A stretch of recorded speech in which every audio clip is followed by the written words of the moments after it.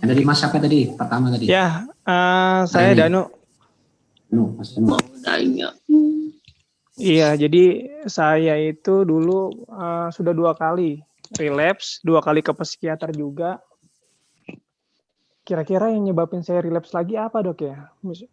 Minum obat, saya ngikutin anjuran dokter sampai tuntas, kemudian hidup saya normal kembali, terus relapse lagi, kemudian ke psikiater lagi, dan kemudian relapse lagi. Kira-kira apa yang salah ya? Psikiater nggak Mas Danu? Dalam? Beda Saya juga psikiater nggak nggak? tahu ya apa yang salah. Saya dikasih obat SSRI ya, sama alprazolam. Terakhir dosis saya itu alprazolamnya 0,125 yang saya minum ya. Ya, ya. Terus kemudian SSRI-nya, kalsetinnya itu 10 mg. Oke, memang cara paling gampang itu sekarang journaling sih. Journaling untuk kemudian mengetahui situasi apa sebenarnya yang memicu kecemasan kita. Karena kadangkala ketika kita sudah mulai cemas dan kemudian kita juga dulu copingnya dengan cara psikofarmaka, itu kadang-kadang saya melihat beberapa orang itu juga akan meningkatkan antisipasinya. Artinya sebenarnya kecemasannya juga nggak sebesar sebenarnya dari yang semula dia rasakan. Tapi karena dia pernah merasakan dan mudah untuk kemudian meregulasi kecemasan dengan psikofarmaka yang sudah diberikan, sehingga akhirnya dia cenderung untuk menurunkan batas kemampuannya gitu. Nah, dengan journaling, dengan kita belajar untuk kemudian mengetahui situasi apa yang membuat kita cemas, dan kemudian kita juga akhirnya sadar, oh sebenarnya hal ini tuh perlu dicemaskan nggak sih? Dan satu-satunya cara ya salah satunya dengan psikoterapi tadi ya, dengan kita belajar mindful, kemudian menyadari betul akan semua hal yang sedang terjadi ini gitu ya.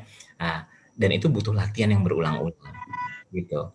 Intinya semakin kita menurunkan batas kemampuan kita, seringkali itu membuat kita mudah relapse. Oh, baik-baik. Gitu. Kalau side effect-nya dok untuk SSRI-nya apa ya? Kalau side effect-nya ya kalau saya ngomong kayak khawatir gini, karena side effect itu kan efek iatrogenik, bisa muncul bisa enggak gitu, tergantung sekali pada orang yang menggunakannya gitu. Jadi intinya serotonin itu kan dia meningkatkan jumlah serotonin dalam celah sinaps gitu. Nah, ketika itu terkontrol dan baik, tentu saja efek yang didapatkan adalah efek yang baik gitu. Artinya kita tetap bisa merasakan kenyamanan, tidak merasa sedih dan seterusnya. Akan tetapi jika jumlahnya berlebihan, ketika jumlahnya berlebihan tentu saja akan menimbulkan efek yang mungkin ya perasaan euforia dan sebagainya. Bahkan mungkin ada yang semacam ya ya ide-ide yang cenderung untuk kemudian malah membuat kita kayak ingin menyakiti dan sebagainya. Kayak gitu.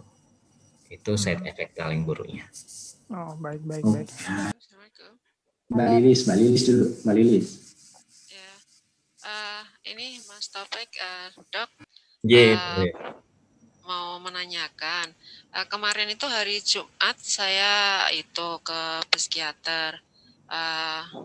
Di itunya itu ada FS4 itu. Saya dikasih obat Sertralin ya. sertralin sama klomosom.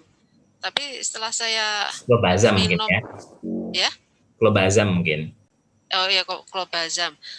Setelah saya minum itu malah itu badan gemeter, keliangan, cokot-cokot, kepalanya itu seperti ketarik-tarik itu sarafnya itu yang belakang sini itu, terus mual, muntah itu kayak orang masuk angin gitu. Terus nafsu makan nggak ada, kencing terus sensasi yang kemarin sudah mau hilang itu malah muncul lagi seperti pinggang, punggung, terus itu pada sakit lagi, terus malamnya tidak bisa tidur, deg-degan gitu dok, terus tangan jadi tremor gitu. Itu kenapa ya dok ya? Obatnya cuma 2 itu aja ya? Iya, itu 2 kali, apanya ya, sterilingnya itu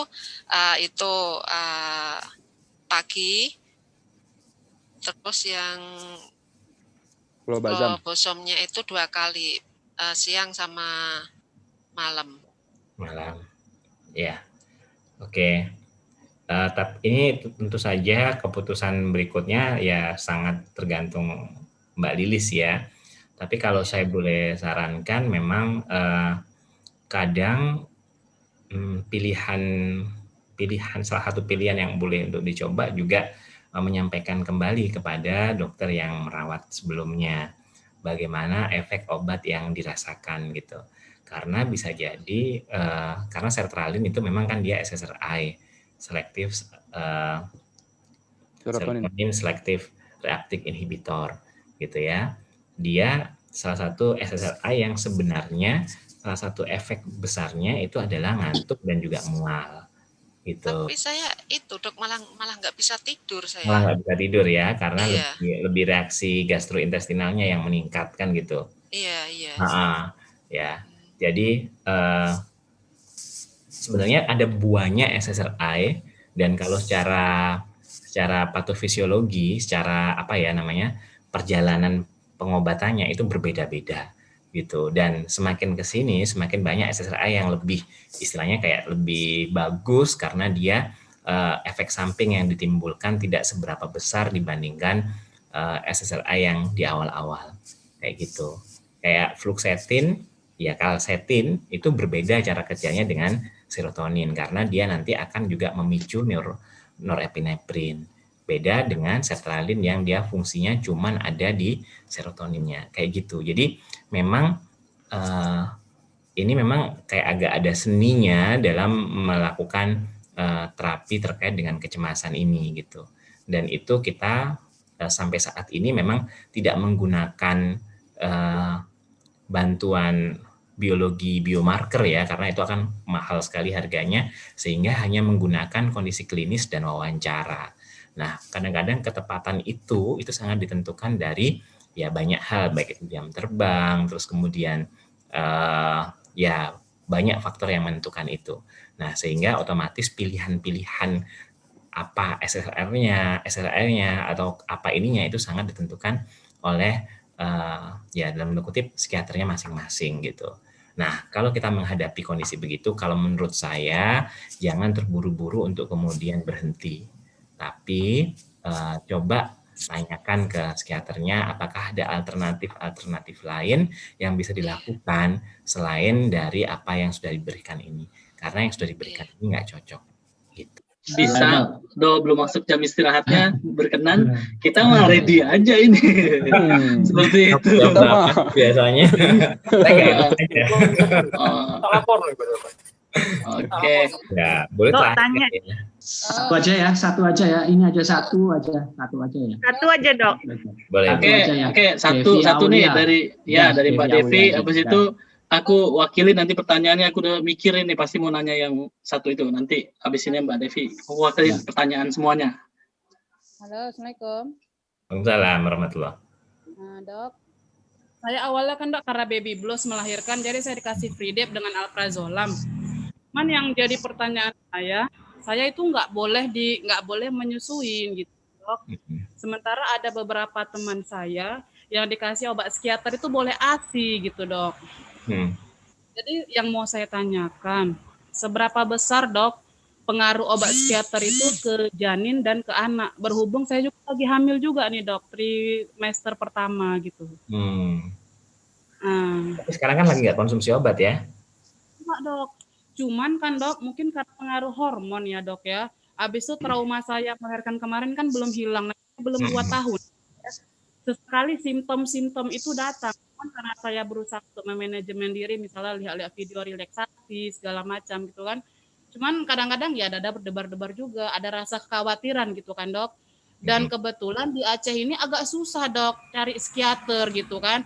Dan kebetulan saya kemarin memang berobatnya pakai BPJS dan cuma beliau aja yang ada gitu kan.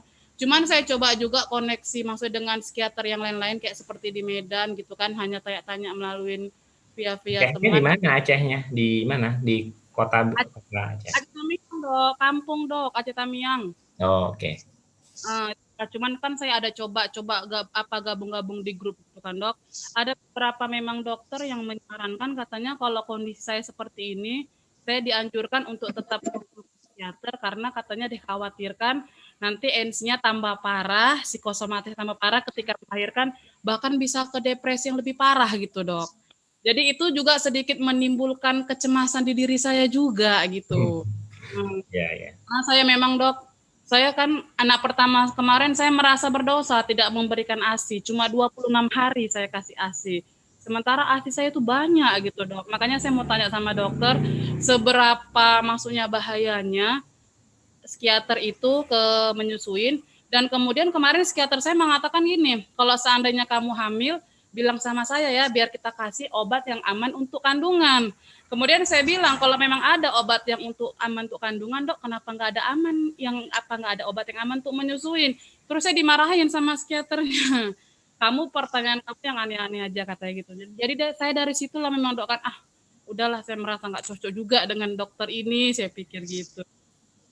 Butuh perjuangan, Dok, saya untuk melepaskan alprazolam, sakau banget, Dok, seperti orang yang Dok ganja gitu biasa. Betul. Mungkin aja, Dok. Jadi memang kalau boleh dilihat, kalau teman-teman lihat kan memang semakin ke sini kan banyak psikiater yang malah nggak ngasih alprazolam ya, karena itu kebanyakan memang kemarin katanya saya ini kan anxiety menyeluruh, Dok, cemas menyeluruh katanya. Ya. Baik. Jadi gangguan anxiety menyeluruh kan itu ketika kecemasannya itu kayak tipis-tipis, ngambang, nggak jelas gitu, tapi takut aja gitu, nggak ada pemicu dan sebagainya. Itu namanya GAD atau gangguan anxietas general anxiety disorder atau gangguan cemas menyeluruh. Gitu. Nah, gimana? Yang pertama memang obat-obat antidepresan beberapa itu aman untuk kehamilan dan menyusui. Mungkin bisa dirujuk ya. Dan mungkin yang agak berbahaya itu obat-obatan benzodiazepin, alprazolamnya, karena dia beberapa itu kayak bisa menembus sawar atau batas antara ibu dengan anak gitu. Yang itu akhirnya menyebabkan ya mungkin bayi jadi ngantuk, kemudian nanti ketika persalinan itu mempengaruhinya kayak gitu. Nah, nanti jadi boleh ditanyakan terkait dengan apa yang bisa digunakan kalau memang sangat membutuhkan nanti. Itu yang pertama. Terus yang kedua, apakah mungkin orang yang mengalami baby blues sebelumnya akan kambuh? Mungkin, bisa jadi. Tapi juga bisa jadi nggak kambuh. Artinya peluangnya 50-50. Jadi nggak usah terlalu cemas. Oke, tapi cemas ini muncul begitu saja, Dok. Tidak kita kendalikan gitu ya. Nah, yang bisa kita lakukan sekarang adalah kita melakukan persiapan-persiapan saja gitu. Paling baik memang karena sudah pernah baby blues, maka ya minta didampingi psikiater. Fungsinya apa? Di situ kita akan nanti diajari untuk mengantisipasi. Ya, sebenarnya kan kadangkala cemas itu yang besar antisipasinya, bukan kejadiannya gitu. Kejadiannya biasa aja, tapi kita kasih yang seharusnya 1 ekor anjing aja untuk jagain ini, tapi kita kasih 100 gitu ya. Akhirnya kita kayak antisipasinya melampaui sebenarnya gitu. Nah, sebenarnya ketika kita belajar antisipasi, di situ kita akan belajar untuk melakukan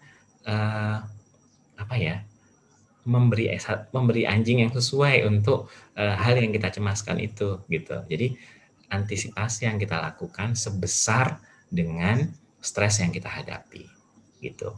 Karena stres dan antisipasi itu faktanya hal yang sangat lumrah kita hadapi gitu. Tinggal kita bisa melihat seberapa penting sebenarnya hal itu sehingga kita harus memberikan antisipasi yang juga sangat besar. Kayak gitu. Kalau hal itu menurut kita sangat penting dan bahkan kepentingannya kita anggap melampaui ya hal-hal yang penting yang sebenarnya orang pada umumnya berpikir terkait dengan hal itu, akhirnya antisipasi yang kita berikan juga sangat besar. Nah, itu yang dikatakan sebagai kecemasan. Freedep itu apa, Dok? Freedep untuk Freedep. Atau kemana itu, Dok? Freedep itu sertralin. Sama dengan sertralin yang tadi ditanyakan Bu Lilis. SSRI itu, Bu. Seperti Alpra. Bukan SSRI. Dan sertralin itu depresan. Fungsinya dia mengeblok sebuah bagian reseptor di otak yang itu akhirnya menyebabkan jumlah serotonin yang bikin kita kayak bahagia itu banyak di dalam otak kita. Kasarnya kayak gitu.